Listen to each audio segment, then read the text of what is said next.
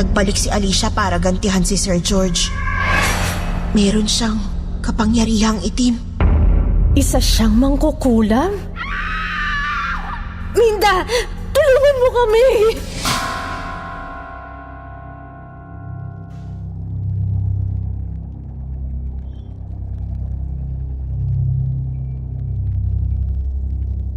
Sir Jupiter, naniniwala po ako na may mga bagay sa ating mundo na hindi natin lubos maipaliwanag.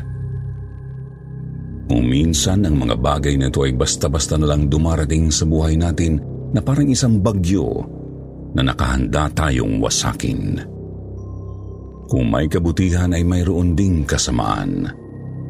Kaakibat naman ng liwanag ay ang kadiliman. At hindi ko naisip kailanman na isang madilim na pangyayari pala ang tuluyang babago ng buhay ko. Tawagin niyo na lang po akong Evelyn, hindi ko tunay na pangalan. Isa po sa mga avid subscribers ninyo ang aking pamangkin. Nang minsan niyang ikwento sa akin ang tungkol sa inyong YouTube channel, ay kaagad nitong nakuha ang aking curiosity. Kaya naman po matapos kong mapakinggan ang ilan sa inyong mga istorya, naisip kong ibahagi rin ang sarili kong true horror story. Sa totoo lang, hanggang ngayon ay hindi pa rin ako makapaniwala na minsan itong nangyari sa akin. Para kasing sa pelikula. Kung minsan, hindi ko na nga ito ibinabahagi sa iba dahil baka isipin nila na gawa-gawa ko lang ito. Pero ang lahat po ng aking ikikwento ay naranasan ko talaga. Ang kwentong ito ay isang patunay na punong-puno ng hiwaga at kadiliman ang ating mundo. Taong 2008 nang magkaroon ako ng opportunity na lumipad pa Amerika upang makapagtrabaho. Tubong Negros Oriental po ako at nagmula sa isang mahirap na pamilya. Kaya naman po upang makatulong ay nagdesisyon akong mangibang bansa. Alam kong hindi magiging madali na mawalay sa mga mahal ko sa buhay, ngunit ng panahong iyon, kapit sa patalim na po ako. May malubhang karamdaman kasi si Papa at hindi sapat ang kinikita ni Mama na isang public school teacher. Kaya bilang panganay sa aming magkakapatid, kinailangan kong magsakripisyo. Namasukan po ako bilang isang waitress sa isang restaurant sa New York. Hindi po madali ang trabaho dahil palagi po kaming busy doon. Tila palagi ring nagmamadali ang mga tao. Fast-paced ang buhay sa New York at kagaya nga ng sinasabi nila, ito ang city that never sleeps. Maayos po ang pasweldo doon at malayong malayo sa sahod na nakukuha ko sa Pilipinas. Sakto rin po na napakabait ng amo ko na si Charlie at madali kaming nagkasundo. Pinay kasi ang kanyang asawa kaya magaan ang loob niya sa akin. Dahil din sa kanya ay nakilala ko si George Smith, ang lalaking bumago ng buhay ko. Magkaibigan sila at dahil alam ni Charlie na divorced na ang kanyang kaibigan, gusto niya na magkakilala kami. Naniniwala kasi siyang magkakasundo kami at bagay sa isa't isa.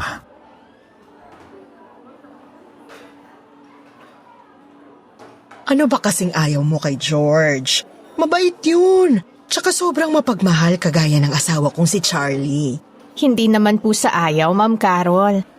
Ang sa akin lang, hindi naman po ako nagpunta dito sa Amerika para maghanap ng love life. Nandito po ako para magtrabaho at makatulong sa pamilya. Oo, alam ko yan. Pero wala namang sigurong masama kung mag-e-entertain ka ng manliligaw eh. Hindi mo ba napansin? Mula nung ipakilala ko kayo, lagi na siyang nandito sa restaurant. Araw-araw, walang mintis. Kita mo nakatingin na naman sa'yo. Nakakahiya nga po eh. Baka naman ayaw mo sa kanya dahil mas matanda siya ng 12 years sa'yo. Ay nako, Evelyn, sinasabi ko sa'yo, hindi na yan mahalaga. Age does not matter As long as nagkakaintindihan lang kayong dalawa. Kita mo naman kami ni Charlie. 15 years ang age gap namin. Pero kita mo naman siguro kung gaano kami kasayang magkasama.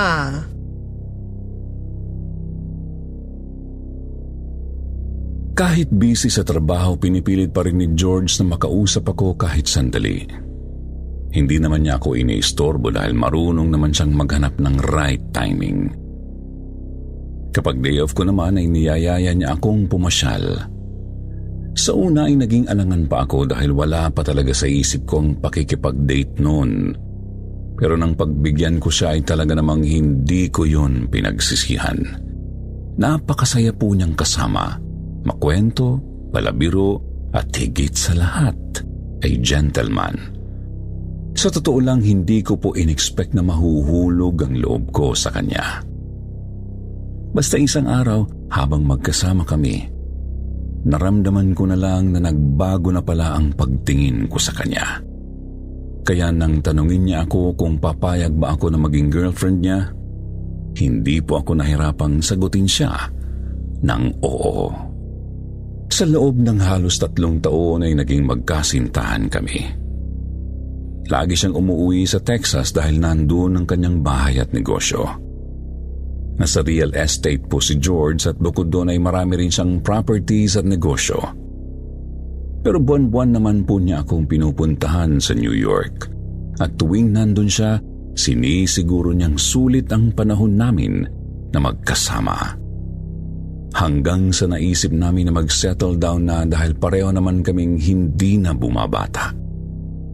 Handa na si George na pasuking muli ang pag-aasawa sa kabila ng failed marriage niya sa kanyang unang asawa. Ako naman ay sigurado na sa aking nararamdaman at gusto ko rin na siya ang aking mapangasawa.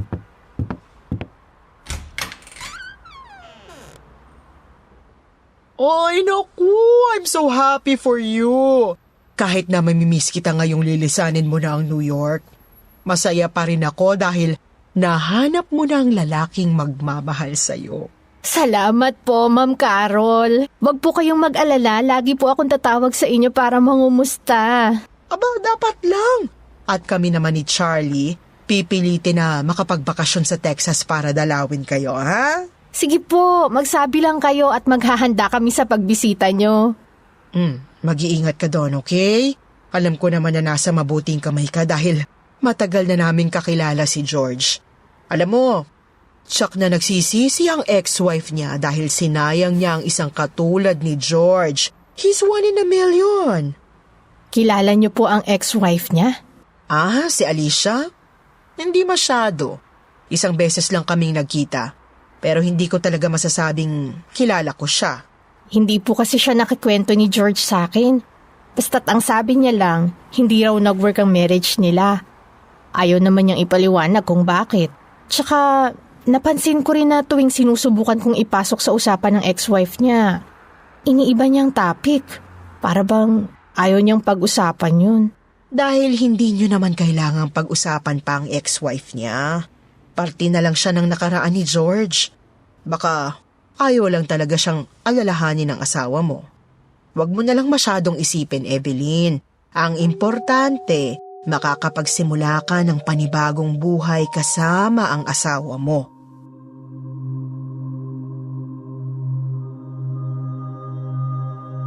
Sir Jupiter, pagkatapos po naming ikasal sa New York ay kaagad na kaming nagtungo sa Texas. Sa isang small town nakatira si George. Maliit lang ang populasyon ng nasabing lugar.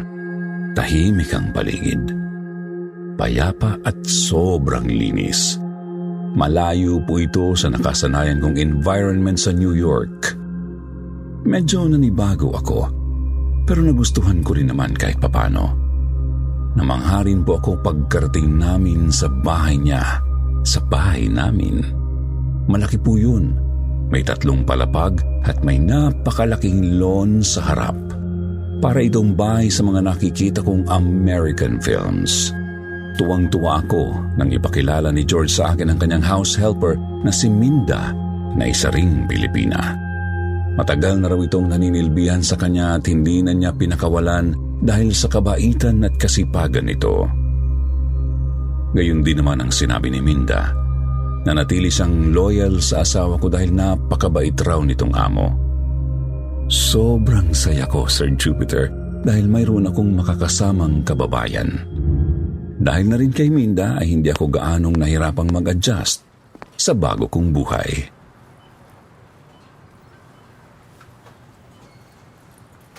Ma'am, okay lang ho ba kayo? Sinabi ko naman ho sa inyo kanina, 'di ba? Hindi niyo na ako kailangan samahan mag-grocery. Oo naman, okay lang ako. Tsaka ilang beses ko bang sasabihin sa'yo na wag mo akong tawaging ma'am? Evelyn na lang. Nakakahiya kasi eh. Anong nakakahiya? Magkababayan kaya tayo. Kahit na po, asawa kayo ng amo ko eh. Kaya ibig sabihin, amo na rin kita. Tumigil ka nga. Walang amo-amo dito. Pwede tayong magturingan na magkaibigan. Ibang-iba ka talaga sa una niyang asawa. Hindi ko sinasabi to dahil pareho tayong Pilipino ha. Sadyang mas mabait ka lang talaga sa kanya. Bakit? Masama bang ugali ng ex-wife ni George? Hindi ko po alam kung masama bang ugali niya o sadyang may sakit lang siya sa pag-iisip. Ha? Anong ibig mong sabihin? Masyado siyang in love kay Sir George eh. Alam niyo yung pagmamahal na sobra-sobra? Nakakatakot na. Kasi parang nagiging obsession na eh. Obsessed siya kay George? Gusto niya nasa kanya lang lahat ng atensyon ni Sir. Lahat ng babaeng madikit kay Sir, pinagsesilosan niya. Pati ako. Diyos ko. Pati trabaho ni Sir, kinagagalitan niya dahil kahati niya raw yun sa atensyon ni Sir. Mabutit hindi kanya tinanggal sa trabaho kahit pinagsesilosan kanya. Pinagtanggol ako ni Sir eh. Tsaka, napakabuhay doon niya ng babaeng yun. Hindi niya kakayaning mabuhay nang walang mauutusan. Kaya kahit ayaw niya sa akin, wala siyang nagawa. Kasi alam niya na kailangan niya ng serbisyo ko eh. Sinaktan ka ba niya? Pinagsalitaan ng masama? Hindi naman. Subukan lang niya't makakatikim talaga siya sa akin. Matapang at palaban kaya tayong mga Pinoy.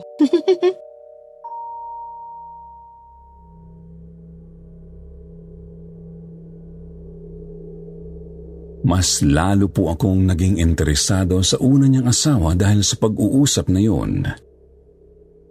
Isang beses habang naglilinis kami ng bahay, natagpuan ko ang wedding picture nila. Sa wakas ay nakita ko na rin ang hitsura ni Alicia. Isa po siyang black woman, matangkad, parang modelo ang pangangatawan. Mahaba at kulot ang buhok at talaga namang nakakabighani ang ganda. Base sa kanyang hitsura, sa tingin ko ay mayroon din silang malaking age gap ni George.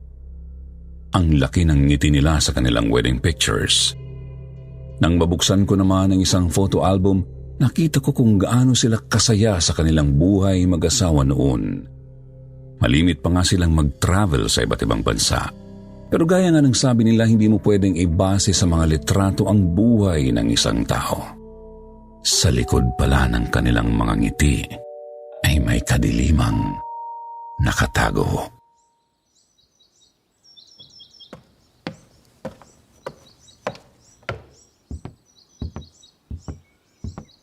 Good morning!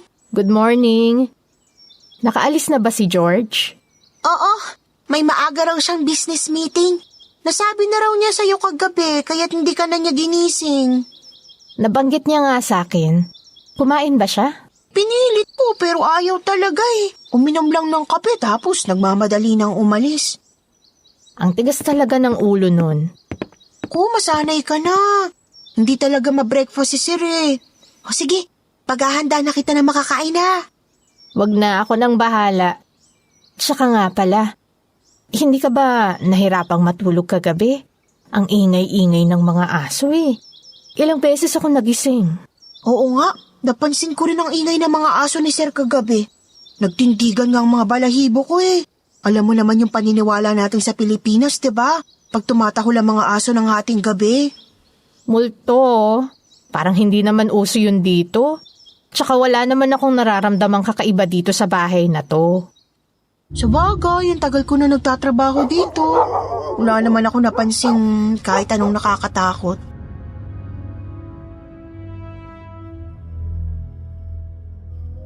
Ngunit napansin ko po na napapadalas na ang pag-iingay ng mga aso tuwing gabi.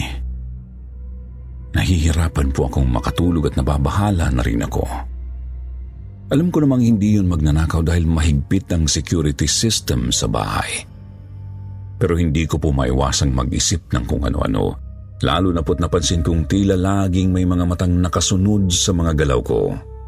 Naisip ko kasing lumabas-labas ng bahay at mamasyal ng mag-isa para maging familiar ako sa lugar. Minsan ay nagpresinta ako kay Minda na ako na ang bibili ng groceries.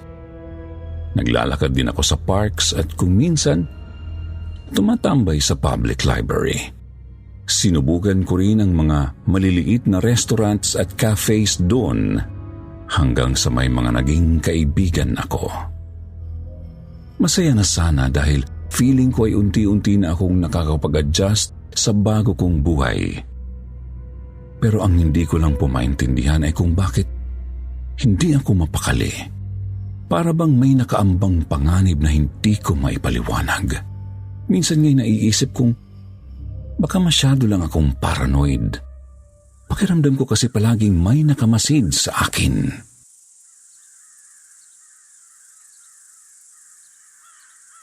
Diyos ko! Ano nangyari kay Hunter? Di ko alam. Basta naabutan ko na lang siyang walang buhay kaninang pagkagising ko eh. Sinek ko na rin ng CCTV. Wala namang nakapasok sa atin. Ang nakita ko lang, basta na lang nangisay ang aso hanggang sa tuluyang bawian ng buhay. Kawawa naman siya. Nakabukas po ang bibig ng aso. Nandidilat ang mga mata. Nakatihaya at matigas na ang katawan. Nilalangaw na rin ito lalo pat napakaraming sugat ang makikita sa katawan ng pobreng aso. Halos masuka po ako sa aking nakita, Sir Jupiter. Hindi ko maipaliwanag kung ano ang kahindik-hindik na nangyari dito. Wala namang pumatay o lumason sa aso, pero paano yun nangyari? Isang gabi po, nagtaka ako kung bakit hinahanap ng aking asawang si George ang kulay puti niyang kumot. Hindi po siya mapakali dahil ang akala niya'y nawala ito. Sinabi ko po sa kanya na pinalaban ko yun kay Minda kaninang umaga. Pansin ko kasi na lagpas 1 linggo na niya itong ginagamit. Bigla siyang nagalit. Ang sabi niya, sa susunod raw, huwag kong gagalawin ang kumot niya nang hindi nagpapaalam. Nasaktan po ako lalo na't yun ang unang beses na pinagtaasan niya ako ng boses. Ngunit nang mapansin niya ang pagguhit ng sakit sa aking mukha, kaagad na lumambot ang kanyang boses at ekspresyon. Hinagod niya ang aking likuran, mahigpit niya akong niyakap at humingi ng tawad.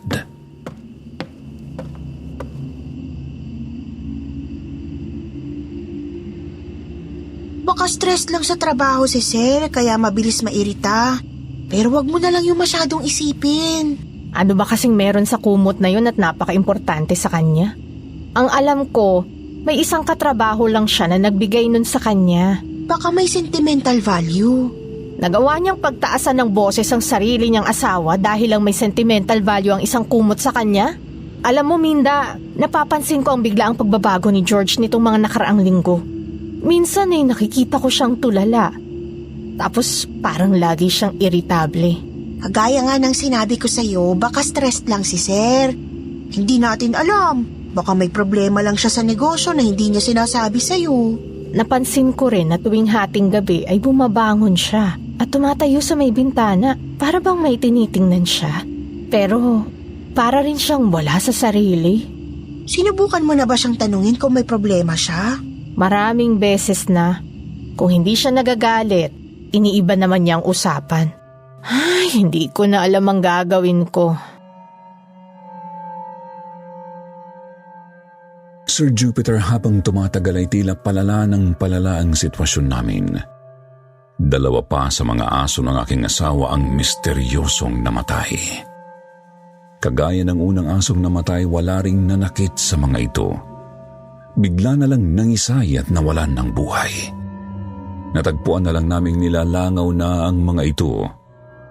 Bukod sa pagkamatay ng mga aso, nababahala na rin po ako sa behaviors ng aking asawa. Napapadalas ang pagkakaroon niya ng bangungot. Ayon sa kanya, napapanaginipan niya na may sumasakal sa kanya pero hindi niya alam kung sino.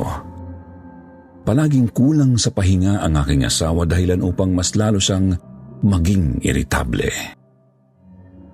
Isang araw nagpunta ako sa grocery store kagaya ng aking nakagawian.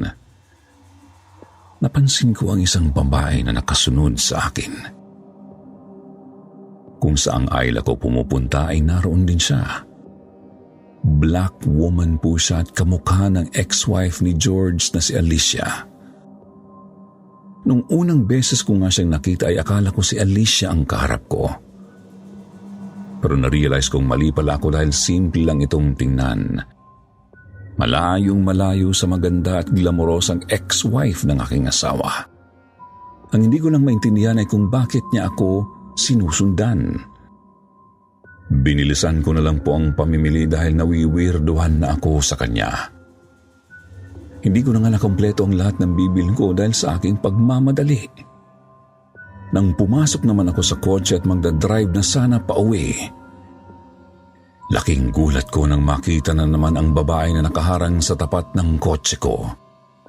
Nagkatitigan lang kaming dalawa, talaga namang trumipli ang tibok ng aking puso sa kanyang paraan ng pagtitig.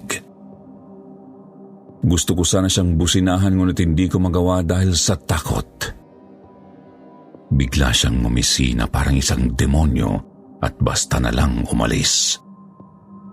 Ako naman ay naiwang tulala pa rin dahil sa nangyari. Habol-habol ko ang aking hininga. Sino siya? At ano ang kailangan niya sa akin? Anong sabi mo? Nandito ang ex-wife ni George kanina? Oo, sigurado ako sa nakita ko. Nakatayo siya kanina sa labas ng bahay pagkaalis mo. Anong kailangan niya? Hindi ko alam. Natakot kasi ako kaya hindi ko na siya nilapitan. Bakit ka naman matatakot sa kanya? Hindi naman yun nalimaw. Mas masahol pa sa halimaw ang unang asawa ni Sir George. Anong ibig mong sabihin? Marami akong hindi sinasabi sa'yo dahil may mga bagay na ayaw si Sir George na malaman mo. Sumang-ayon naman ako dahil alam kong hindi naman makakatulong sa pagsasama niyo kung malalaman mo pang mga to. Parte na kasi ng nakaraan. Isang nakaraan na akala ko tapos na. Minda, pwede ba? Kinakabahan ako sa'yo. Sabihin mo na kung ano ang dapat kong malaman. Magkaibigan tayo, kaya hindi ka dapat maglihim sa akin. Evelyn, yung unang asawa ni Sir George, si Alicia, meron siyang kapangyarihang itim. Isa siyang mangkukulam? Halos himatayin po ako sa aking nalaman, Sir Jupiter. Pakiramdam ko ay binabangungot ako. Ayon kay Minda, nagmula raw sa New Orleans si Alicia. Hindi niya alam kung paano ito nakilala ni George dahil mag-asawa na ang mga ito nang mag-umpisa siyang manilbihan sa aking asawa. Maayos naman daw ang kanilang pagsasama. Masaya at masagana pang ang maituturing. Ngunit kalaunan ay biglang nagbago ang ugali ni Alicia. Tila naging obsessed na ito kay George at lahat na lang ay pinagseselosan. Naging agresibo at bayolente na rin daw ito, ngunit dahil sa pagmamahal, sinubukan ni George na unawain ang kanyang ex-wife. Ayaw raw kasi niyang masira ang kanilang pagsasama. Hanggang sa umabot na sa sukdulan ng kasamaan ni Alicia. Nabuntis ito at napansin na ang atensyon ni George ay nakatuon na lang sa bata na kanyang pinagbubuntis. Ilang beses daw nakita ni Minda ang pagbusangot ni Alicia tuwing hinahawakan at hinahalikan ni George ang kanyang sinapupunan.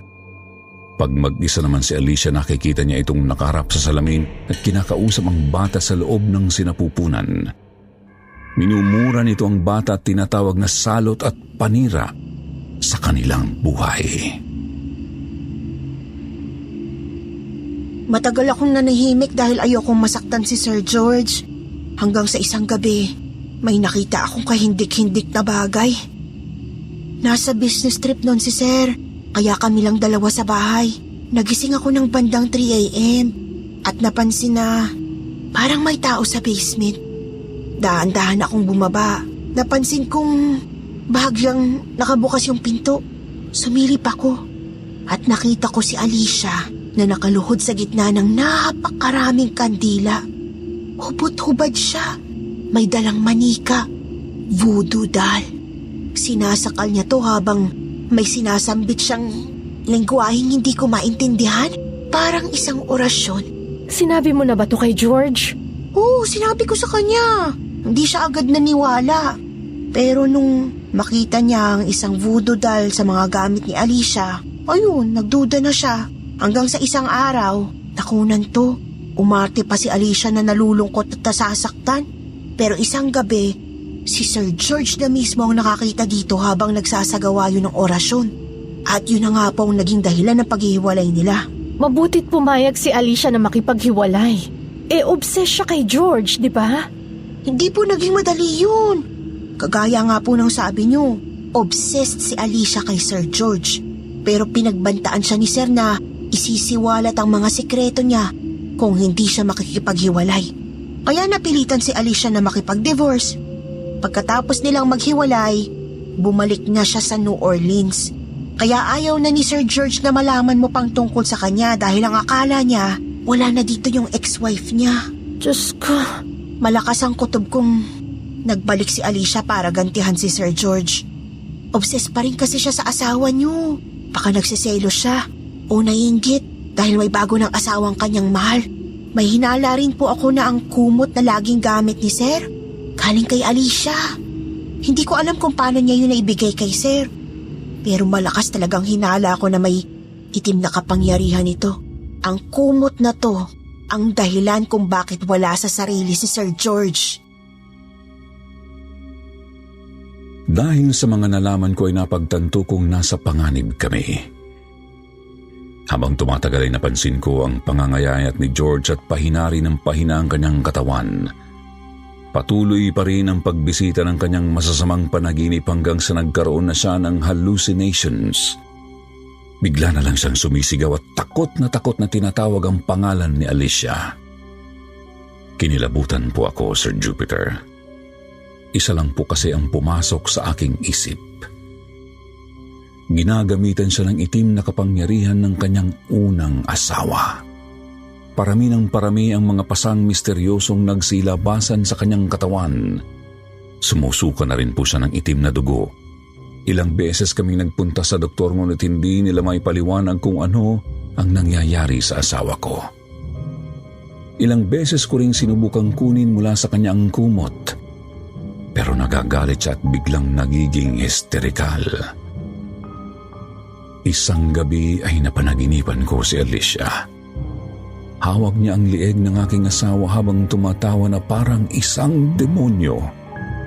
Paulit-ulit niya ring sinabi na sa kanya lang si George at ito ay kanyang pag-aari at kailanman ay hindi ko ito maaagaw mula sa kanya. Biglang nagsilabasa ng napakaraming uod na gumapang sa aking katawan. Sigaw ako ng sigaw hanggang sa mapabalikwas ako ng bangon. Sakto naman na nang magising ako ay nakita ko ang aking asawa na naghihingalo. Mabilis ko siyang dinaluhan habang pinipilit niyang habulin ang kanyang hininga. Pero wala na po akong nagawa, Sir Jupiter. George? Hon? No, please! Wake up! Wake up! Minda! Tulungan mo kami!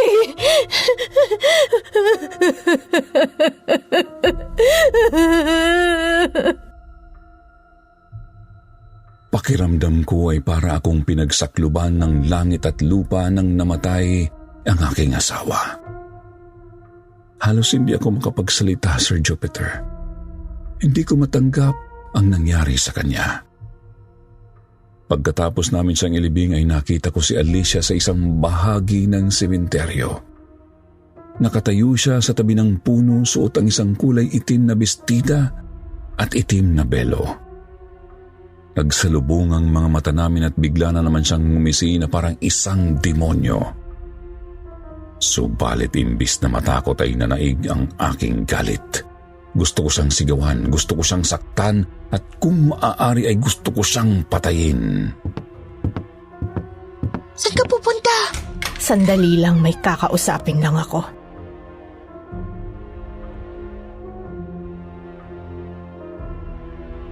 Ngunit nang lumapit ako sa kinaroroonan niya ay bigla na lang siyang nawala. Iginala ko ang aking paningin sa paligid pero hindi ko na talaga siya nakita. Wala na akong nagawa, kundi ang umiyak dulot na pinaghalong galit at sakit.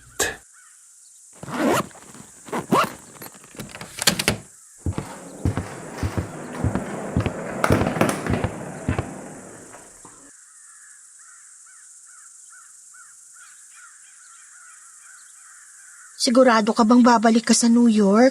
Sa'yo naman nakapangalan ng bahay na to eh. Tsaka may properties din na pinamana si Sir George sa'yo. Pwede mong ipagpatuloy ang buhay mo rito. Hindi ko kaya.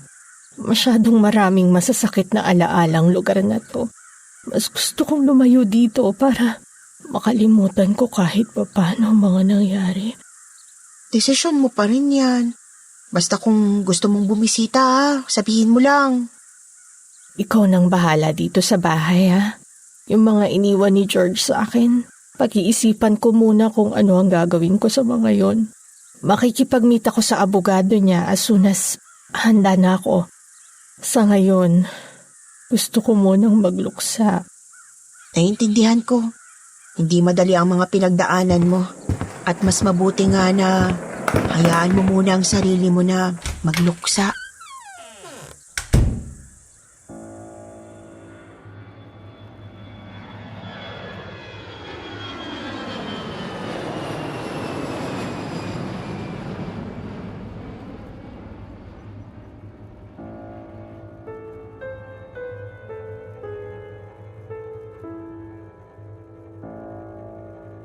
Bumalik po ako sa New York kasama sina Sir Charlie at Ma'am Carol.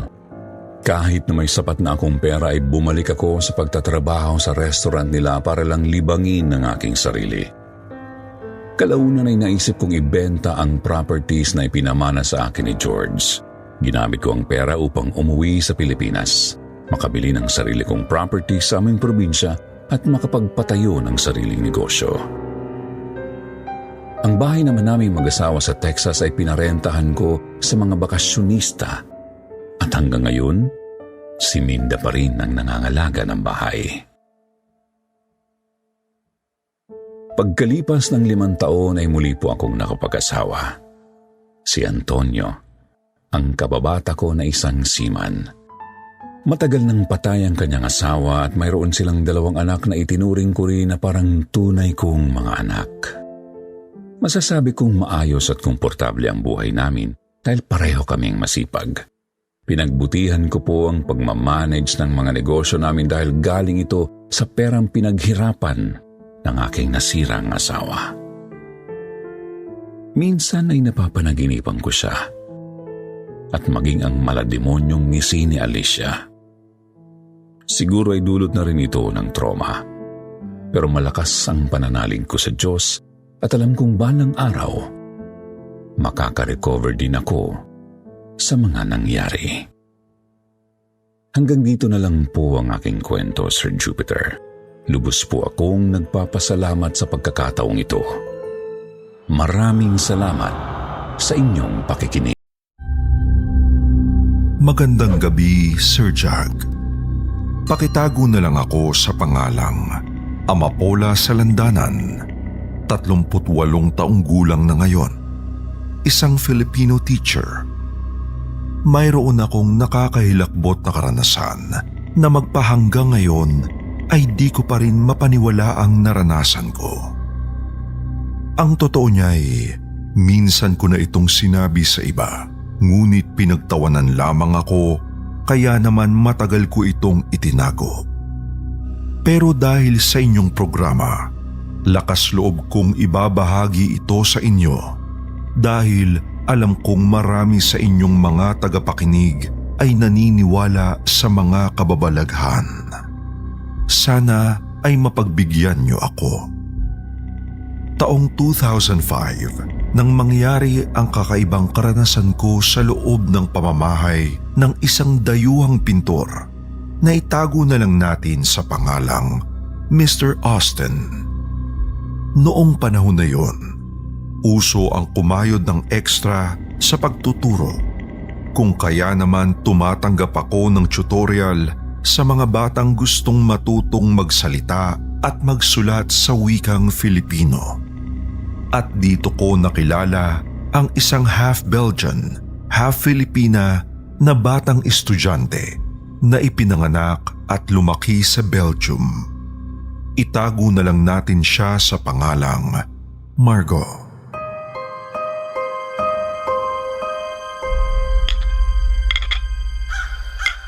Maupo muna kayo dito sa garden, ma'am. Maraming salamat. Josie po, ako po ang yaya ni Margot. Josie, nice to meet you, Yaya Josie. Gaano katagal ka ng yaya ni Margot? Mahigit 5 taon na, ma'am. 5 taon, wow. Ang tagal na pala, no? Opo, matagal ko na rin po gusto umalis, kaso ayaw ni Sir Austin. Bakit naman, Yaya Josie? Iba kasi si Marco. Nang una ko siya nakilala, hindi ganyan ang itsura niyan. Payat, maputla, lubog ang mata. Sakitin ba? Ang nakakatakot pa, ma'am, palaging nagsasalita mag-isa. Iba-iba ang lingwahe niya. Hindi English eh. Sabi ni Sir Austin, wag ko na lang pansinin. Hanggang dumating ang araw na kinatakutan ko talaga, uy. Ano nangyari, Yaya Josie? 15 years old siya noon. Birthday ni Margot. Sinapian siya ng masamang espiritu. Jesus Mariosep, tinatakot mo ba ako, Josie?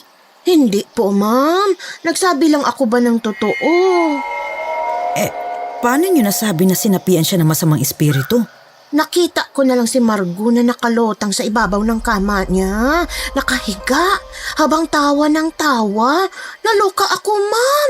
Nagtatakbo ako palabas ng kwarto niya pero biglang sumara yung pinto. Humangi ng malakas at nakita ko na lang si Margot na umiikot ang buong ulo habang nakatayo sa ibabaw ng kama niya. Napadasal ako, ma'am. Mabuti na lang nakalabas ako ng kwarto. Tumawag ng pari si Mr. Austin. Pina-exorcist siya. Exorcist? Exorcise? Biglang nagdilim ang langit ng mga oras na yon. Nanginig ako sa biglaang paglamig ng simoy ng hangin. Napasilip ako sa loob ng bahay. Mula sa garden ay naaninag ko si Margot. Nakakulay itim itong pantulog. Mukha siyang matured para sa edad niya. Napalunok ako bago ako tumayo. Hinila ako ni Yaya Josie papasok sa living room ng malaking bahay. Margot! Margot! Your new tutor is here na! Siya ba? Opo, ma'am. Siya po si Margot, anak ni Mr. Austin. Nasaan si Mr. Austin? Naku, mamaya pa darating yun. Umaga na yun minsan umuwi galing sa office. Dito na ba ako magkaklase? Yes, ma'am. Linisin ko na yung mga kalat. Huwag kayo mag-worry. May nakapasak na earphones sa mga tenga ni Margot. Hindi niya ako tinitingnan habang pabulong siyang kumakanta-kanta. Margot! Margot! Your teacher is here! Margot! Kumaway ako sa harapan ni Margot para marinig at makita niya ako. Umismid lang siya. Sabay patay ng iPad na hawak niya. Who are you? What are you doing here? Hi, Margot. I'm Amapola Salandanan, your Filipino teacher. I will be teaching you Filipino or Tagalog. Sit. Thank you. Wait lang, ma'am, ha? Kuha kita ng juice at cake. Will I learn from you? I'm sure you will. What do you have here? Basically, we'll be studying the Filipino alphabet first and then maybe some old Filipino poetry and short stories. Cut the crap. Filipino alphabet. I'm not a kid. I don't need that. So what do you want to learn, Margot? Tagalog. Tagalog. Yeah, okay, let's try to read this. Sir Jag, sa unang pag-uusap namin ni Margot ay halata ko ng may attitude problem siya. Pero hinayaan ko na lang. Nasa puso ko kasi ang pagtuturo at isa pa ay kailangan ko ring kumita ng pera.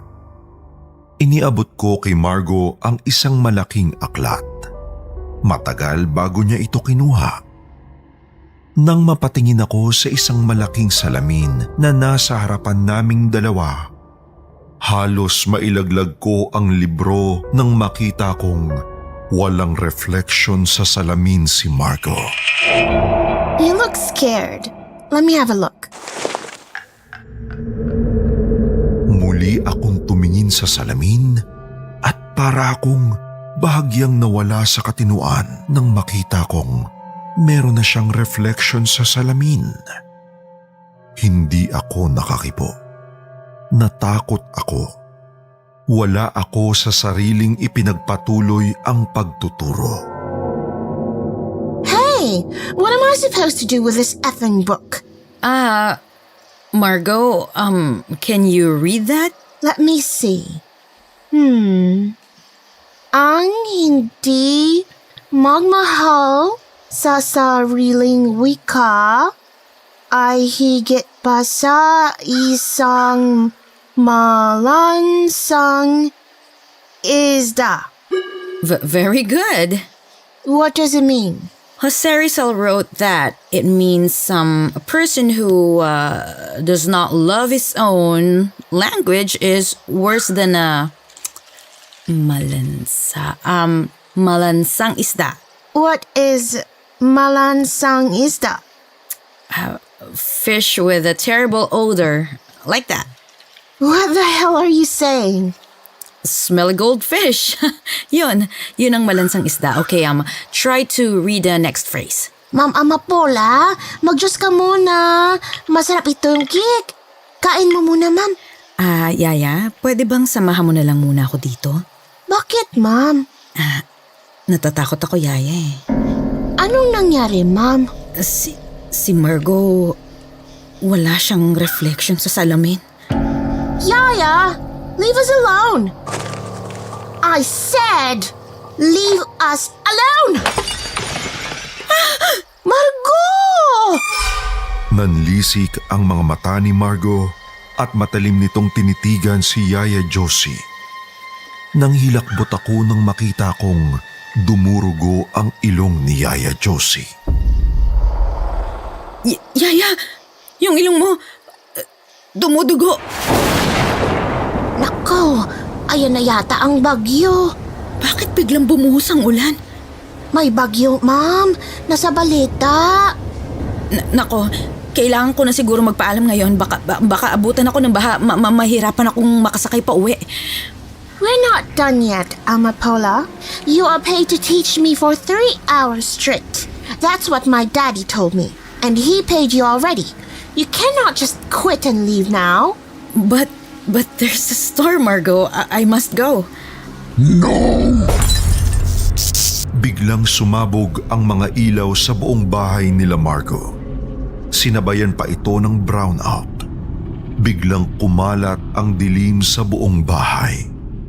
Napatakbo ako papuntang main door, bit-bit ang mga kagamitan ko. Palabas na sana ako ng bahay, pero hindi ko mabuksan ang pintuan. Sumilip ako sa bintana. Baha na agad sa labas ng kabahayan nila Margot. Mataas na ang tubig at napakalakas ng hangin. Walang katao-tao sa labas ng bahay. Napalingon ako sa pinanggalingan ko. Wala na sina Margot at Yaya Josie. Gumapang ang hilakbot sa buo kong katawan. Margot? Margot! Where are you? Walang Margot na sumagot. Wala rin siya sa paligid. Muli akong naglakad pabalik sa kung saan kami nagsimulang magbasa ng aklat. Sobrang dilim ng paligid. Naganap ako ng kandila na pwede kong sindihan. Yaya Josie? Yaya, may kandila ba kayo? Wala rin si Yaya Josie sa living room. Nangapa ako sa paligid hanggang sa mapalapit ako sa salamin na nakatapat sa akin. Nasa ibabaw ng tukador ang malaking salamin. Nakapako sa ibabaw ng tukador ang isang mataba at malaking itim na kandila. Salamat at may katabi itong posporo. Agad ko itong sinindihan. Halos mapatili ako nang magliyab ang kandila at makita ko ang nasa salamin sa harapan ko. Si Margo ang reflection ko sa salamin. Diyos ko! Biglang lumabas si Yaya Josie mula sa kusina na may dalang lampara. Basang-basa siya. Nakabota siyang kulay pula at may hawak na basang payong. Kayo po ba si Ma'am Amapola? Yaya Josie? Ako nga po si Yaya Josie. Ako ang yaya ni Margo. Oo, alam ko. Kanina pa tayo nagkukwentuhan sa garden bago pa bumagyo. Kadarating ko lang, ma'am. Namalengke po ako. Papaano po kayo nakapasok? Kadarating? Yaya, kanina pa tayo magkasama. Ay, imposible po, ma'am. Ngayon ko lang po kayo nakilala eh. Si Margo po ba ang nagpapasok sa inyo dito? Yaya Josie, huwag kang magbiro ng ganyan. Pati pananalita mo, nag-iba. Ikaw ba talagang yaya ni Margo? Hindi ko kayo maintindihan, ma'am. Opo, ako po ang yaya ni Margo. Wala nang iba. Gusto niyo po bang tawagin ko na si Margo para makapagsimula kayo sa klase? Hindi na. Wag na. Uuwi na ako. Malakas ang bagyo. Ayoko ma-trap dito. Hanggang leeg na po ang baha sa labas, ma'am. Maswerte po tayo at mataas ang bahay na ito. Bakit hindi muna kayo dito magpalipas ng gabi, ma'am? Hindi po praktikal ang bumiyahe ngayong kasagsagan ng bagyo eh. Maiwan ko po muna kayo at magluluto muna ako ng hapunan, ha? Wala na akong nagawa pa ng mga oras na yon. Kinuha ko ang cellphone ko para tawagan ang mga magulang ko at sabihin na ligtas ako, pero walang signal. Lumipas ang mga oras at sumapit ang hapunan. Muli kong nakita si Margo.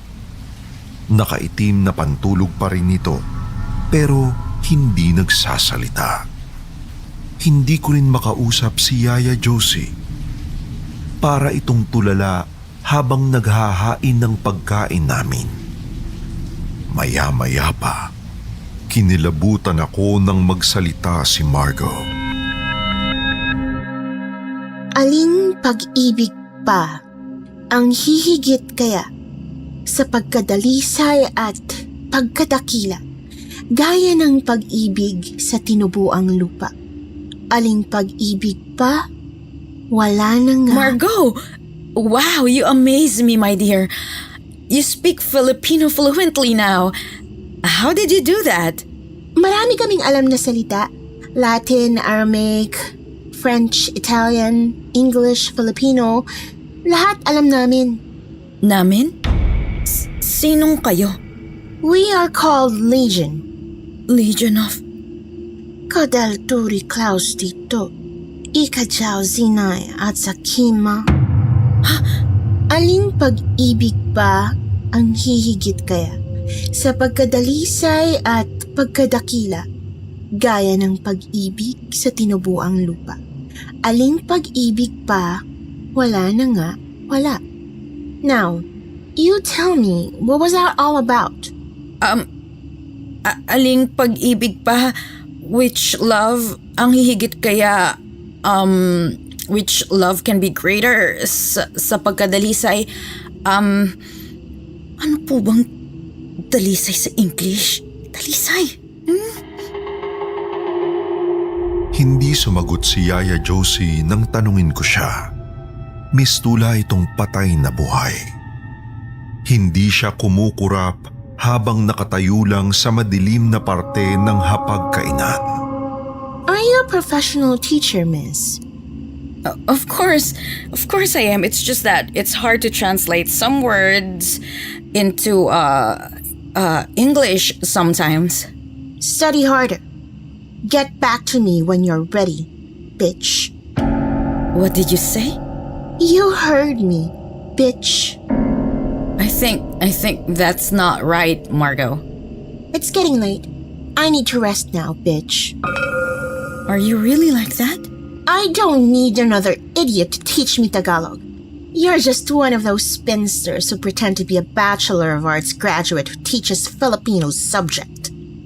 I'm a graduate of Pamantasan ng Malolos, Bulacan. I majored in education. I'm very much impressed. Marco, don't be rude. Hindi ako kano pero alam kong ibig sabihin ng bitch. Yaya, bakit lumaking ganyan yang si Marco? Wala bang nanay ang batang yan? Ano bang lahi niyan? Natakot ako nang biglang nag-iba ang boses ni Marco. Nag-iba rin ang accent niya. Naging boses lalaki si Marco. Tumayo ito at naglakad papunta sa bintana ng dining room. My mom died when I was 8. She's French. My dad is Dutch. I was born in the Netherlands. Went to primary school in the USA. Moved here last year and enrolled in an exclusive school for girls.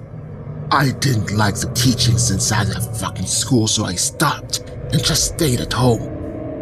I love painting, a bit of media arts. I also love diving and water sports. I love the beach. Margot, you're scaring me. Sino ka ba talaga? I'm possessed by millions of demons. Please help me. Bigla akong nakarinig ng malakas na kalabog mula sa ikalawang palapag ng bahay. May sumisigaw na babae, kaboses ni Yaya Josie. Tulungan niyo ako! Agad kong tiningnan si Yaya Josie na kanina pa nakatayo sa madilim na parte ng dining room. Wala na ito. Kinabahan ako. Agad kong inagaw ang kandila sa hapagkainan at ginamit ko itong tanglaw paakyat sa itaas. Pinakiramdaman kong mabuti kung saan nanggagaling ang sigaw. Yaya Josie? Ikaw ba yan? Nasaan ka? Ma'am! Si Margot, ma'am! Sinapian na naman, ma'am! Nang hilakbot ako pero tinibayan ko ang loob ko. Sinipa ko ang pintuan ng silid at laking hilakbot ko nang makita kong nakabitin sa ere si Yaya Josie. Nakadipa ang dalawang braso at nakabukaka ang mga hita. Umiiyak ito. Tinakbo ko siya at hinawakan, ngunit may kung anong puwersa ang humila sa mga paa ko papasok sa ilalim ng kama. Ma'am! Kailangan na natin makaalis dito! May sa demonyo ang batang yan! Margot! Napaigtad ako nang sumilip si Margot mula sa itaas ng kama. Pula ang mga mata nito at naglalaway ang malaki nitong bibig. Agad akong gumapang papalabas ng kama at laking gulat ko nang makita ko si Margot na nakalutang sa ibabaw ng kama. Nakahubad. Pinalayas kami ni Kristo mula sa katawan ng isang lalaki at lumipat kami sa koral ng mga baboy. Kami mga legion ng demonyo. Kami ang nagmamay-ari sa katawan ni Margot. Bata pa lamang siya sa bansang kinamulatan niya. Inangkina namin ang katawan niya. Wala siyang nagawa dahil wala siyang pananampalataya. Mahinang bata. Pati ang mga magulang niya walang paniniwala sa Diyos kaya madali namin siyang nakuha. Amin na ang katawan ni Margot. Amin na siya. Margot, maniwala ka kay Jesucristo. Siya lang ang tanging makakapagligtas sa iyo. Help me!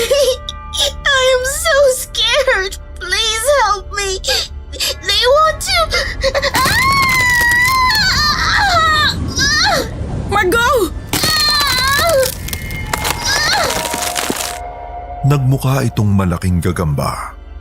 Ang ulo nito ay napunta na sa puwitan niya at ang mga paa at hita ay tila binukangkang na palaka. Iyak ng iyak si Margo. Maya-maya pa ay nagsuka ito ng kulay berde na likido. Napuno ang kama ng malansang laway mula sa sikmuran niya. Yaya, samahan mo ako magdasal. Sabay nating dasalin ang itinuro ng Panginoon na pinakamakapangyarihang dasal sa lahat. Sabayan mo ako. At sabay kaming umusal ng dasal ni Yaya Josie na nakapako pa rin sa dingding at takot na takot. Ama namin, sumasalamat ka. Sumasalangit ka. Sambahin ang ngalan mo. Sasambahin ang ngalan mo. Mapasa amin ang kaharian mo. Sundin ang loob mo. Sundin ang loob Dito sa mo. lupa. Dito sa lupa. At biglang sumigaw ng napakalakas si Margo. Mabilis itong tumayo na parabang hindi nabalian ng mga buto at nagtatakbo pababa ng bahay. Agad ding nahulog sa sahig si Yaya Josie. Hingal na hingal ito. Sa sobrang takot ko ay napayakap ako sa kanya. Yaya, kanina ka pa ba nandito sa silid na to? 1 linggo na ako nakakulong dito. Akala ko hindi na ako makakawala sa kapangyarihan ng demonyo. Kayo po ba ang tutor ni Margo? Ako nga. 1 linggo ka na dito? Eh yung yayang kausap ko pagdating ko, kamukhang kamukha mo siya.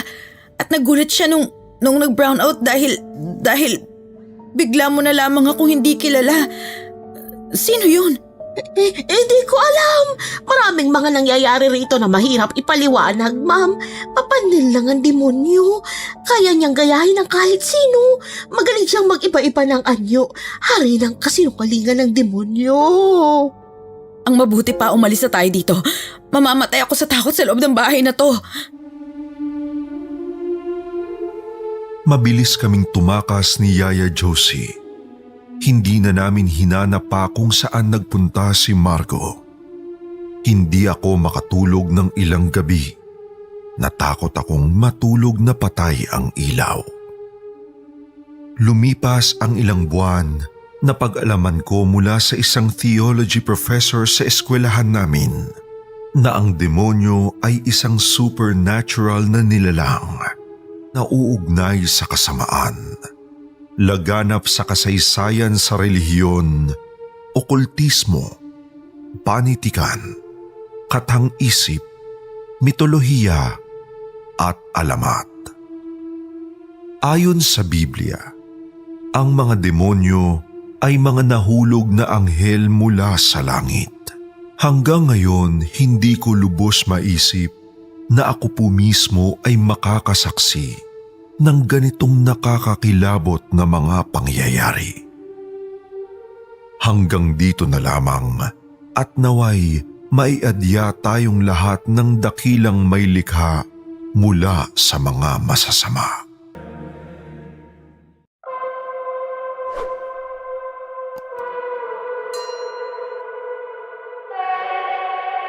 Magandang gabi po, Sir Wilmore. Ang simbahan. Naalala kong bigla ang pinsang kong si Frida na deboto ng Birheng Maria.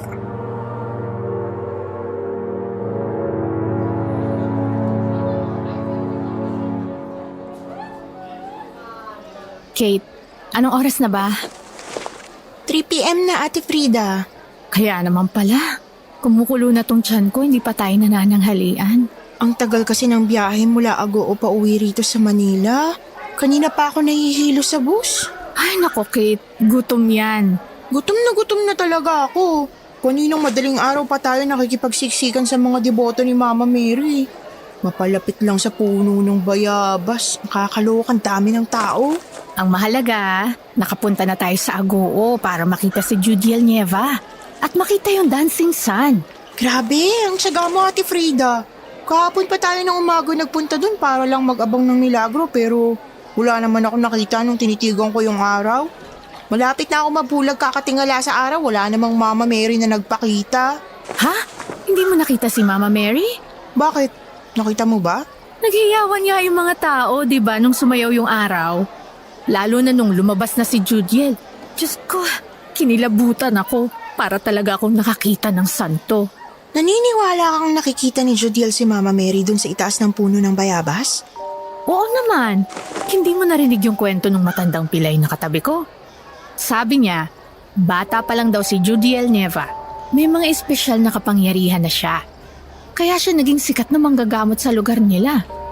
Sabi pa nung matanda, nagsimula raw makakita ng pangitain ng Birheng Maria si Judiel noong 1987 pa lang. 10 years old pa lang daw si Judiel nung una niyang makita si Mama Mary. Bakit yung babaeng katabi ko? Iba naman ang sinabi. Anong sabi sa'yo? Bata pa lang daw si Judiel. Mahilig nang umarte-arte at kumanta-kanta ala Regine Velasquez. Nagsasalita mag-isa sa harapan ng salamin. Umiiyak-iyak, tumatawa-tawa, nag-acting workshop mag-isa. Kasi nga raw, gusto raw mag-artista ni Judiel, bata pa lang siya. Kaya malamang daw, acting lang ang lahat ng mga pinapakita niya sa tao. Parang si Nora Honor sa Himala, ganun. Kate, mangilabot ka nga dyan sa mga sinasabi mo. Totoo si Judiel Nieva. Totoo na nakikita niya si Mama Mary. Dinescribe niya pa nga raw yung apparition eh. Sabi nung lolo na nasa likod ko, March 31, 1989 daw ang first public apparition ni Mama Mary. Kung saan sinabi ni Judiel na nakakita siya ng maliwanag na liwanag, nakarinig ng mga boses ng anghel at tunog ng mga trumpeta, habang yung mga anghel bumababa mula sa langit papunta sa kanya, habang kumakanta siya ng Alleluia at Salve Regina. Sa style ni Regine Velasquez, bentang-benta sa'yo yung kwento ng matanda Shh! Huwag kang ang impacta dyan. Makinig ka muna, Kate, pwede? Tapos daw, sabi nung matanda, sumunod na lumitaw daw ang banal na pamilya sa isang ulap. Holy Family. Kilala mo ba sila, Kate? Yung nasa bili natin tuwing Christmas. Correct. Sabi ni Lolo na nasa likuran ko, nagpakita daw kay Judiel si San Jose na may hawak na tungkod ng pastol at si Birheng Maria na nakaupo sa isang bato na hawak ang sanggol na si Jesus sa kanyang kandungan. Oh my God, Kate. I feel so blessed na makita si Judiel Nieva. Hanggang ngayon, nararamdaman ko sa mga ugat ko ang kakaibang flow of positive energy mula kay Mama Mary. Lalo na nung nakita ko yung dancing sun. Ano pang itsura daw ni Mama Mary? Ang sabi ng babaeng mataba sa unahan ko, ang paglalarawan ng mahal na Birheng Maria ayon sa personalized na estatwa ni Judiel Nieva, naiiba. Ang Birheng Maria raw ay nakasuot ng mahabang puting tunik at nakatayo sa ibabaw ng puno ng bayabas na nakapatong sa isang ulap na pinalamutian ng 7 rosas. 7 rosas? Talaga? Yes, Kate. Maniwala ka na lang. Si Mama Mary raw may 6 na bituin sa noo at may sailor knot na nadidisenyuhan ng tassel at isang golden chain ball na nakasabit sa kanyang dibdib. Ganun ka-glamorous si Mama Mary? Hindi ka talaga naniniwala kay Mama Mary, no? Naniniwala. Bakit doubtful ka? Hindi kay Mama Mary, kundi kay Judiel. Ay, nako. Bahala ka. Sa bagay, wala ka kasing sakit. Ate Frida, hindi sa ganun. Wala kang cancer sa uterus na tulad ko, kaya hindi ka naniniwala sa mga milagro. Ate Frida naman Importante sa akin na gumaling ka. Gusto ko healthy ka. Gusto ko na mawala na yung pain na nararamdaman mo. Kaya nga kita sinasamahan sa Apparition Hill na yun sa Agoo para suportahan ka sa lahat ng pamamaraan na magpapagaling sa'yo. Biglang natahimik ang pinsang kong si Frida ng mga sandaling yon. Nakita ko na lang na tumulo ang mga luha niya. Pinunasan ko ang mga luha niya at bigla siyang napayakap sa akin ng mahigpit, Sir Wilmore. I don't want to die yet, Kate. Ayoko pa. Gusto ko pa magkaanak, magkapamilya. Ayoko mamatay. Lahat gagawin ko para lang mawala tong cancer sa uterus ko. Tulungan mo akong gumaling. 1 tao lang ang kailangan mo para gumaling ka na agad. Isang matangkad na lalaki na naka-white tunic ang biglang sumulpot sa tabi namin ni Ate Frida. Mahaba ang buhok nito, habaan ang mukha, Kulay brown ang mga malalalim na mata. Mukha siyang taga Middle East sa itsura niya. Para siyang Arabo na Egyptian dahil sa kulay ng balat niya at matangos na ilong na pahaba. Ako si Apostol Pedro at isa ako sa 12 apostoles ni Cadolor. Apostol Pedro? You mean isa kang apostol? Oo. Pwede ko bang malaman ang mga pangalan ninyo? Ako si Frida. Ito naman si Kate, pinsan ko. Anak siya ng Yumao kong tiyuhin na dating ministro sa simbahan. Kailangan mo ba ng tulong, Frida? Gusto mo bang gumaling agad-agad? Oo Pedro. Ayoko nitong sakit ko. Sabi sa ospital, hopeless case na raw ako. Tinanggihan na nga ako ng doktor dahil sa cancer ko pero hindi ako naniniwala sa kanila. Malakas pa naman ako at alam kong pagagalingin ako ni Cadolor. Cadolor? Ang aming leader at gabay, siya lang ang makakatulong sa iyo. Isa siyang magaling na manggagamot. Hindi niya lang nakikita ang mahal na Birheng Maria. Nakakausap niya pa. Talaga? Sa katunayan, sinasaniban siya ng banal na Birheng Maria sa tuwing nanggagamot siya. Nandun siya ngayon sa loob ng chapel na yun. Chapel ba yun? Mukhang barong-barong lang yun eh. Sigurado ka, kuya? Doon talaga sa may squatters area? Oo, nasa lugar ng mahihirap ang puso ng Diyos. May libre kaming Bible study at pakain para sa mga dadalo. Gusto ko siyang makita. Kate, samahan mo ako. Sige ba, libre pala pagkain eh. Gutom na talaga ako. Pagdating namin sa nasabing chapel, napansin kong tagpi-tagpi ang pagkakabuo nito. Lupa lang yung sahig, may mga bangko at maliit na mesa na ginawang altar. Tasty na may palamang mayonnaise lang pala ang free food at tubig mula sa gripo ang panulak. Mabuti at nakarating kayo rito sa kaharian ng Diyos Ama. Kayo po ba si Cadolor? Matutulungan niyo nga po ba ako na gumaling sa cancer ko? Walang imposible sa kapangyarihan ko, iha. Isulat niyo muna ang inyong mga address sa notebook na ito, kasama ng inyong buo at tunay na pangalan. Niyaya ko na agad si Ate Frida pagkatapos naming pumirma sa notebook. Hindi na kami nagtagal pa sa loob ng barong-barong na yon. Umuwi na kami at kinumusta kami ng Lola Irma namin kung ano ang nakita namin sa Operation Hill sa Agoo, La Union. Kwento ni Ate Frida ang lahat kay Lola Irma na meron ding karamdaman noon. Naging panato ko din siya bigla ni Jutiel Nieva. Nang sumunod na araw, may mga kumatok sa pintuan ng bahay namin.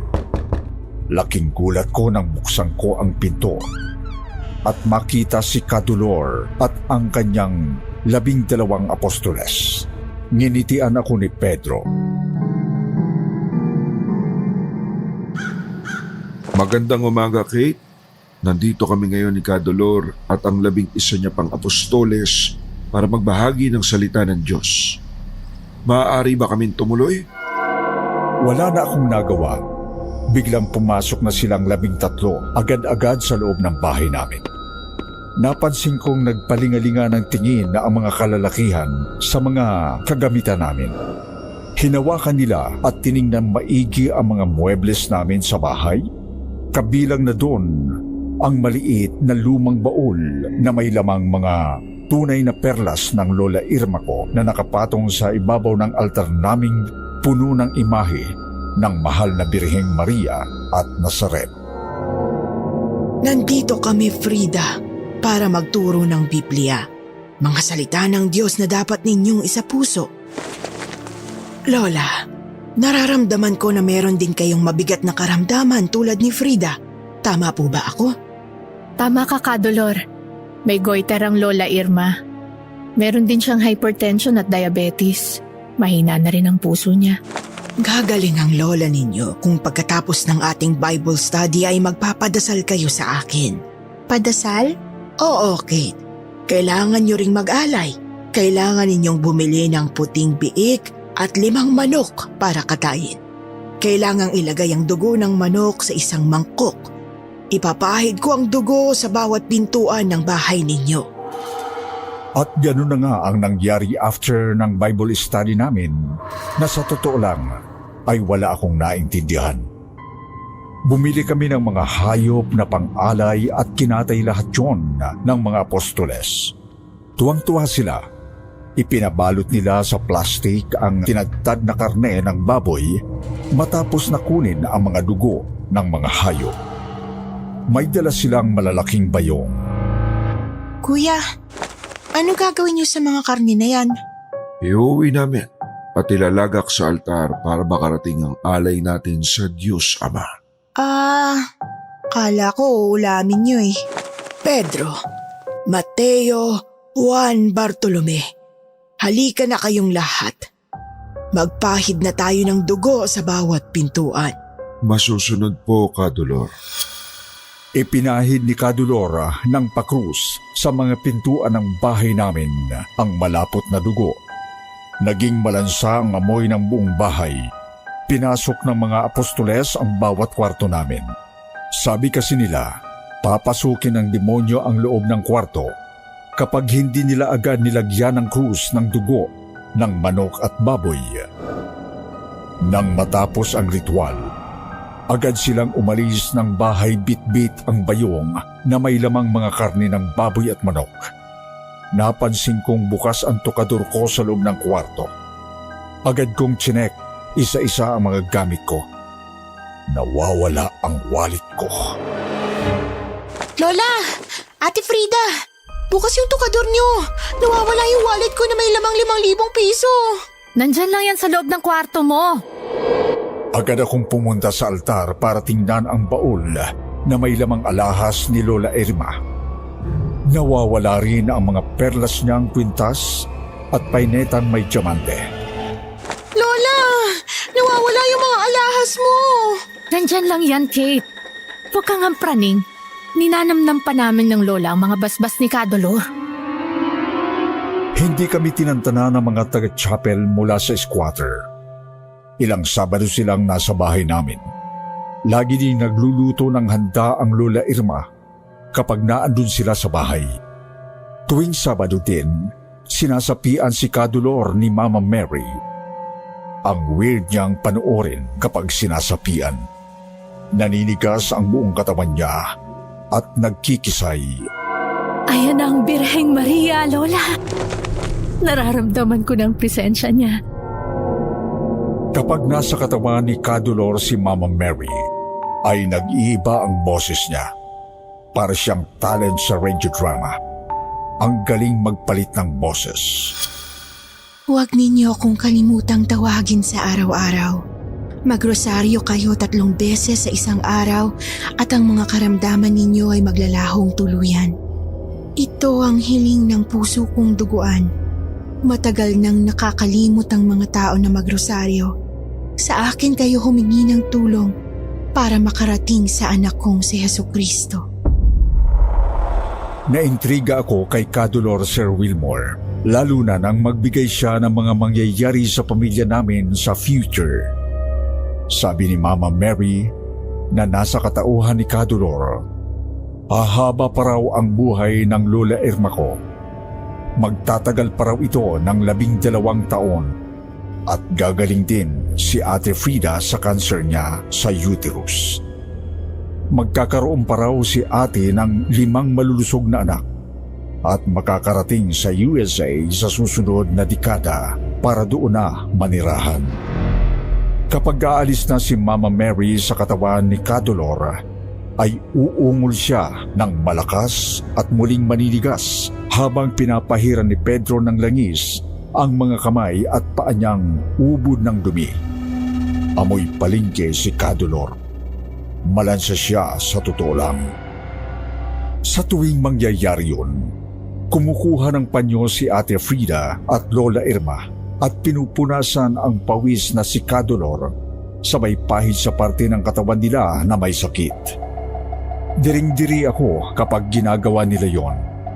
Para kasing hindi naliligo si Kadulor.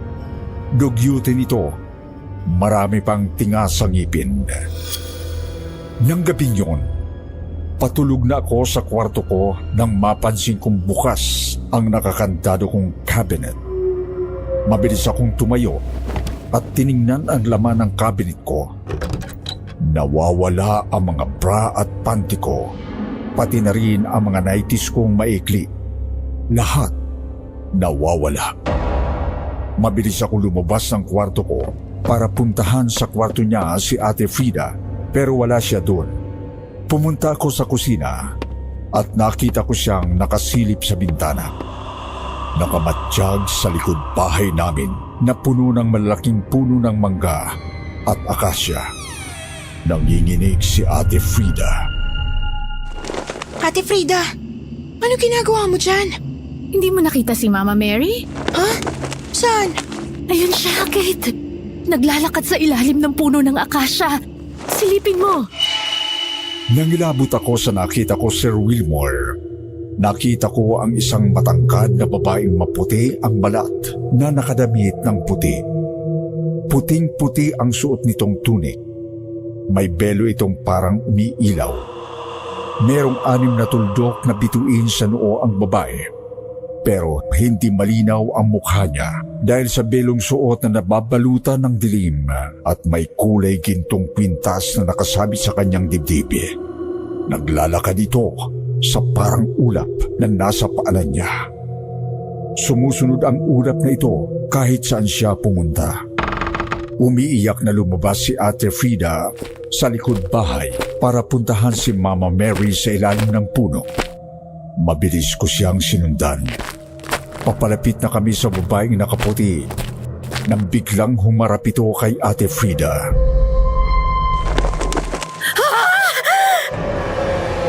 Nabubulok ang mukha ng babaeng nakaputi. Malalaki ang mga namumulang mata nito, bitak-bitak at inaagnas na ang pahabang mukha. Mukhang demonyo ang itsura ni Mama Mary na nagpakita sa aming magpinsan. Naligas ang katawan ko. Hindi ako nakasigaw, ni hindi nakatakbo. Nahimatay sa takot si Ate Frida at nang bumagsak sa lupa ang pinsang ko, napansin kong may dugo sa pagitan ng mga hita niya. Dinudugo siya. Nang muli kong tingnan ang nakakatakot na babae, wala na ito. Agad kong itinakbo sa ospital si Ate Frida. At doon ay nakita na sumabog na raw ang mga bukol niya sa uterus niya. Agad na inoperahan si Ate Frida. Matagal siyang na-confine sa ospital, kung kaya naman kami na lang ni Lola Irma ang naiwan sa bahay tuwing Sabado. Ang asawa ni Ate Frida ang nagbabantay sa kanya sa ospital. Magandang gabi, Kate. Narito kaming muli upang gamutin ang Lola Irma mo. Meron akong gustong ikwento sa inyo, Kadolor. Ano yon? Nakita namin ni Ate Frida si Mama Mary sa likod bahay. Totoo, papuri sa Diyos. Pero nakakatakot ang mukha niya. Isa siyang halimaw. Demonyo! Maraming nagpapanggap na santa ngunit ang totoo ay isa silang demonyo. Napansin ko rin na maraming nawawalang gamit at alahas dito sa bahay namin simula nang regular nyo kaming bisitahin para gamutin ang lola. Meron ba kayong kinalaman ni Kuya sa pagkawala ng mga gamit ko? Pinagbibintangan mo ba kami mga magdanakaw? Biglang nag-brown out nung gabing yon. Kasunod nun ay muling nanigas at nagkikikisay si Kadolora. Binuhat siya ng 12 apostoles niya pahiga sa sofa naming Nara. Natakot ako. Kinabahan, parang may ibang presensya sa loob ng bahay namin. Tumayo ang mga balahibo ko sa braso at batok. Makinig! Ako ang Diyos Ama na lumikha ng langit at lupa. Ako ang nagbigay sa inyo ng lahat ng kayamanan na meron kayo ngayon. Kailangan ninyong ibalik sa akin ang ibinigay ko sa inyo upang huwag kong kunin ang buhay ninyo. Ako ang simula at ang katapusan. Ako ang masusunod. Ialay niyo sa akin ang lahat ng pera, alahas at ari-arian ninyo kung gusto niyong alisin ko ang sakit sa inyong katawan. Biglang nawalang malay tao si Cadolor. Nataranta ang mga apostoles niya. Napatingin ako sa bintana ng kusina. May babaeng nakasilip. Naando na naman si Mama Mary na mukhang halimaw. Nakakatakot ang mukha nito. Madilim ang buong bahay. Ngunit alam ko na yon ay demonyong babae na nagpapakita sa aming magpinsan. Kadolor, yung Mama Mary na nakita namin ni ate, ayun nasa bintana, nakasilip sa atin. Napansin ko bigla na nawawala ang 7 sa mga kalalakihan na dala ni Cadolor. Mabilis ko silang hinanap. Nakita ko sila sa kwarto ni Ate Frida ko. Biglang bumalik ang kuryente at huling-huli ko sila sa akto. Kinakalkal nila ang bawat tukador at kabinet ng pinsang ko. Yung lalaking si Mateo, huling-huli ko na nagbibilang ng pera na kinuha niya sa kabinet ng Ate Frida ko. Yung isa namang lalaking nagngangalang Bartolome, nakita kong inaamoy-amoy ang underwear ng pinsang ko. Nakangisi pa ito ng mahuli ko. Mga magnanakaw! Ano yung ginagawa niyo? Sumigaw si Lola Irma ko at nabaling ang atensyon sa kanya. Mabilis ko siyang pinuntahan at nakita kong sa pilitang inaagaw ni Cadolor ang maliit na pitaka ng lola ko na may lamang gintong singsing at mga hikaw. Kadolor! Sa lola ko yan! Bitiwan mo yung pitaka! Sumabog ako sa galit, Sir Wilmore. Pakiramdam ko ay naakyat bahay kami. Harapan kaming ninakawan. Sumigaw ako. Mga magnanakaw kayo! Mga kapitbahay! Tulong! Pinasok kami ng mga magnanakaw! Nagsipagtakbuhan sila Cadolor at ang 12 apostolis niya papalabas ng bahay. Mabuti na lang ay wala silang natangay na gamit. Pero muli akong kinilabutan nang makita kong nasa likuran na ng Lola Irma ko ang babaeng nakaputi na may mukhang halimaw. Sa pagkakataong ito, mas nabubulok na ang mukha niya habang umuusal ng dasal na hindi ko maintindihan. Sa takot ko, napadasal ako ng malakas. Pumikit ako at sumigaw ng... Ama namin, sumasalangit ka. Sambahin ang ngalan mo. Dumilat ako. Nakita kong unti-unting nanghihina ang lola ko habang parang usok na nawawala sa hangin na ang babaeng nabubulok ang mukha. Sir Wilmore, kinabukasan, nagpabasbas kami ng bahay sa totoong pari ng simbahan. Palagay ko kasing nagdala ng demonyo o masamang espiritu sina Cadolor sa bahay. Lalo pat ginagamit nila ang Panginoon at si Mama Mary para makapanloko at makapagnakaw sa mga tao. At yun na rin ang huling gabi na nakita ko si Cadolor at ang kanyang 12 apostoles. Nang sumunod na taon, pumanaw ang Lola Irma. Komplikasyon, na cardiac arrest siya. Nagkaroon din siya ng demensya simula nang magpakita sa aming magpinsan ang Mama Mary na may nabubulok na mukha. Nauso noong mga modus ng mga manggagamot kuno na nagpapakita at sinasaniban sila ni Mama Mary dahil sa nangyari kay Judiel Nieva. Lahat halos nakigaya, nakiuso, sumakay sa kasikyatan ni Judiel. Maraming tao ang naniwala at kasama na ang pamilya namin doon. Kaya nauwi kami sa modus ng mga peking sinasapian kuno ni Mama Mary. Pero noong taong 1993, kinundi na ng isang teolohikong komisyon ang mga nabas. Napadaan ako muli sa squatters area kung saan namin pinasok si Ate Frida ang chapel kuno nila Cadolor. Nakita ko doon si Pedro na apostol, nagkakaliskis ng mga bangos. Nagbebenta ng isda sa tapat mismo ng dating chapel na isang tindahan ng karni ng baboy, baka, manok at mga seafood. Tinanong ko kung nasaan si Cadolor. Wala na si Dolor.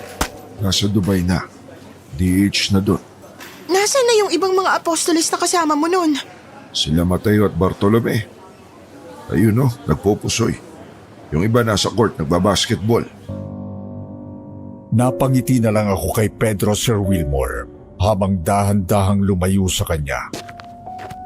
Nang bumalik ako sa Milano, Italia, doon ko palang ikwinento sa sarili kong mga anak ang pinagdaanan kong karanasan sa piling ng mga magnanakaw na alagad daw ng